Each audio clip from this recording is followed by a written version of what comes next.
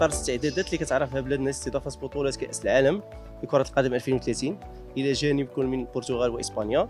الملعب الكبير لطنجة على غرار باقي الملاعب كيعرف اشغال كبيره واللي كتستجيب مباشره لدفتر تحملات الفيفا 2030. هذه الاشغال اللي كتصارع عليها الشركه الوطنيه للانجاز وتدبير المنشات الرياضيه سونارجيس الى جانب الشركاء ديالنا مشكورين من هذا المنبر على المجهودات اللي كيقوموا بها من اجل تسليم واحد الملعب اللي كيستجيب لدفتر تحملات الفيفا 2030 واحد النسبه ديال 100% وفقا لواحد الجدول زمني محدد.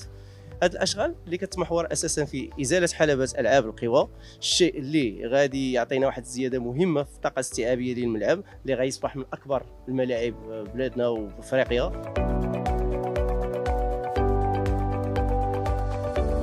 واضافه الى الزياده في الثقه الاستيعابيه لجميع المرافق، سواء المرافق المخصصه لكبار الشخصيات ولا المنطقه ديال الصحافه ولا ديال اشخاص اصحاب الاحتياجات الخاصه.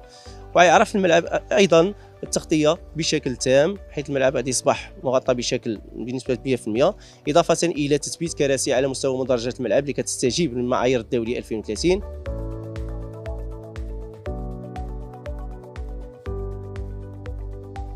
سوف يعرف الملعب الكبير لطنجة تجديد جميع المرافق التقنيه للملعب، منها تثبيت جوج ديال الشاشات عملاقه، تجديد نظام الصوت، تجديد نظام تكييف الهواء، والمرور بالاناره الى التقنيه ديال الليد.